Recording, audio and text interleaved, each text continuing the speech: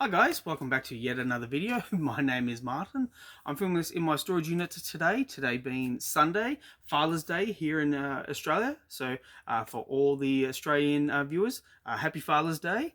I went this morning back to Aaron's Collectibles. I was there yesterday and my previous video was showing what I picked up. What I have here is 40 more books that I picked up this morning. So yesterday there was 40 books with some keys, and again we've got 40 books and there's some keys at the end. So I don't have a lot of space left on my phone, so I'm going to tear through these. The first one I have is Avengers issue 351. It's a run filler for me. Yeah, I am slowly getting all the issues from this era, and yeah, there we go. So 351. The next one is Batman and Robin issue 7 with this beautiful Patrick Gleason artwork. Honestly, it was really the only reason why I bought it. But yeah, Peter Tomasi wrote it, so it's going to be a fun read. But yeah, it's really the Patrick Gleason artwork that gets me. The next one is Batman The Dark Knight issue 12 with this David Finch artwork and the Scarecrow. You can't really pass up when Scarecrow is terrorizing Batman. And yeah, there we go. So that's Batman The Dark Knight issue 12. And we have issue 20. I just picked this up. I was going through one of the boxes and I went, yep, that'll do. This looks halfway interesting. But this one really caught my attention. Batman The Dark Knight issue 24 with this beautiful cover, and it's got Alex Maleev on art duties on the interiors. So yeah, really looking forward to reading this, and I think it might be at the top of the pile for me. The next one is Bishop, The Last X-Men issue 2, and they had issue 3 as well. They actually had it in the one sleeve, so I picked them up and I only paid $1 for both of them, so that was fun. I enjoyed that. The next one is an Aussie comic book. It's called Bug and Stump. This is issue 3, and they used to sell these in the 90s when you go to the Royal Melbourne Show and you get an Aussie show bag. And they had all these Aussie comics in there. The Phantom, Tough Grit was one, and then Bug and Stump. So we've got Bug here, and we have this little guy that's Stump. So yeah. The next one, it's a bit of a booby cover, and it's the only reason why I bought the book. It's called Cops: The Job. It's issue 1. It's by Marvel. A little bit intriguing. It's from the 90s, and I was just wondering why Marvel would bring a book out such as this.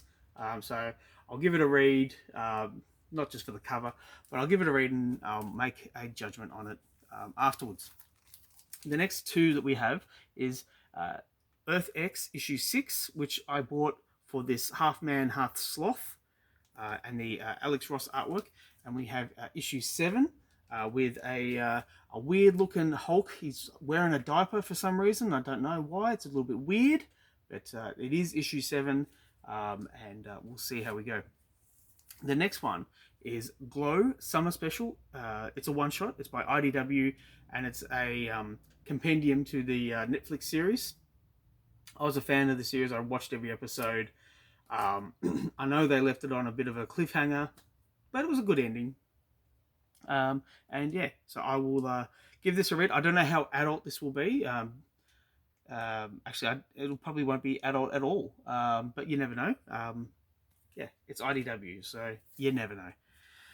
The next one is The Incomplete Death's Head. It's issue 11, and I bought this purely for Iron Man 2020. But we will see how enjoyable this is. I'm not a huge fan of the Marvel UK line, but we will see. The next one is issue 9 of James Bond Jr. Now, I bought all 12 issues of this and I gave it to my brother. He has since lost every single issue. He says he can't find them. And unless I go over to his house and help him search for them, they will remain missing, but I have issue 1 and now I have issue 9 in my own collection, so that will be fun to read. Now, yesterday I bought a whole bunch of JLA, and we have issue 10, which I bought this morning, and we have issue 11.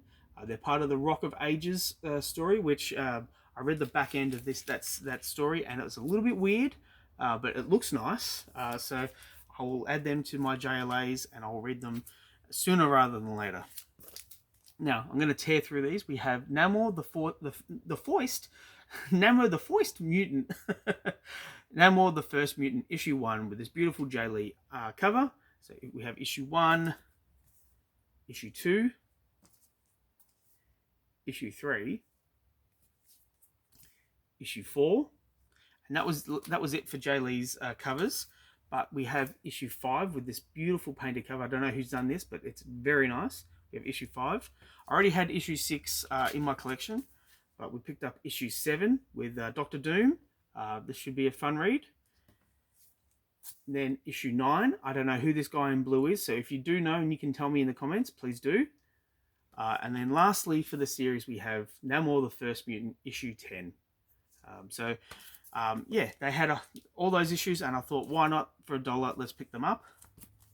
The next one is Red Lanterns issue 22, which was a team led by Guy Gardner, and he had the Red Lantern, or the Red Ring of Anger or of Rage. So yeah, bit of fun. There we go.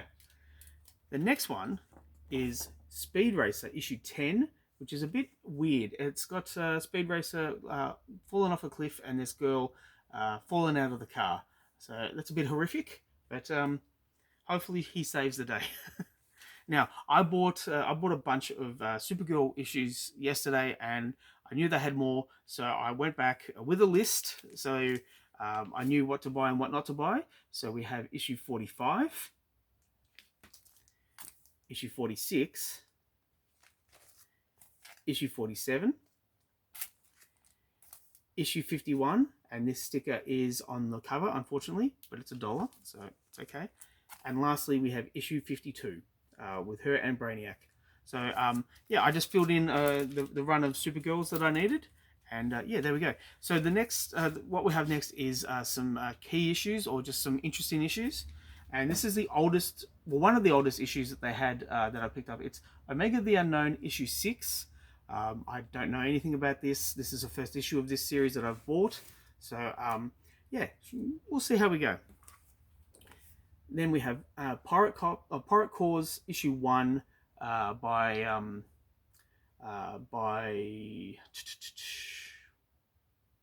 Slave Labor Comics, and this is the first printed work of Evan Dorkin, who is he's been in the indie scene for decades. He created Milk and Cheese. He did the Bill and Ted's Excellent Comic Book in the 90s for Marvel. And he's more known for Milk and Cheese and Bill and Ted's, but yeah, this is his first work, so I was very excited about that. Then we have Dead at 17 issue 2. Now the reason why I wanted to show this off is because the Indicia has this listed as issue 1, and I looked it up. It's not issue 1, it's definitely issue 2. So yeah, I don't know anything about this series, but I will pick it up. I picked it up, obviously, and I'm looking forward to reading it. The next one, I just put this in the pile to fill in, to have 40 issues to buy. It's Action Comics 872, and what I love about this is it's Superman with the Creature Commandos, and the cover is by Gary Frank. The interiors are by Pete Woods, but I like the Creature Commandos. I particularly like G.I. Robot. I think he's a really cool concept. So this is going to be an instant read, maybe today. Now, what we have here is Adam 12. It's issue 1. It's by Gold Key. It's the first issue of Adam 12. It's banged up, and it's got a spine roll, but I didn't realize it was the first issue. I just saw this and I went, yep, great, chuck it in, and I'm very happy to get this because yeah, it's issue 1, and it's now an obscure property. Not many people remember Adam 12, but yeah, for the people who do, I think they will enjoy it.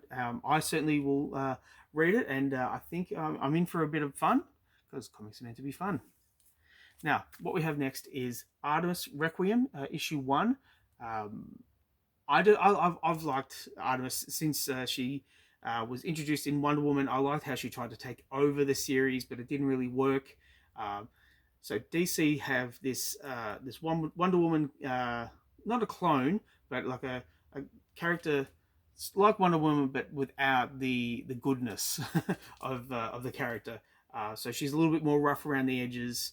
I think DC could do a lot more with her. I hope they do, because visually, I think she's a very appealing character. And when you get to know the complexity of her, she's even more interesting. So I've got 3 more to go. I've got issue 18 of Tech World. The reason why I showed this right near the end is they have a statement of ownership at the back of this book, and there was only 37,000 copies of this issue printed, and they didn't keep any issues in the Marvel offices. It just says at the end, it says yeah, 0. They didn't want to even keep it in the office, which I find interesting. I think this went for like 25 issues, but I don't know so much. The second last one is by Robert E. Howard. It's called The Vultures of Wumperton. It's a Western concept written by Robert E. Howard, the creator of Conan the Barbarian. It's an intriguing cover. I don't know if this girl here she's got her arms tied, because her arms kind of disappear in the mist. But yeah, just a Western book is almost always an instant buy for me. And lastly, we have the 0-month sampler. They had a few 0-hour books, but I wanted to get this. Yeah, and that is how I'm going to round out the video. Please let me know what you think in the comments down below. Please like and subscribe if you wish to. I'd really appreciate it. Always, thank you for sticking with me to the end, and I will catch you at the next one. Bye, guys.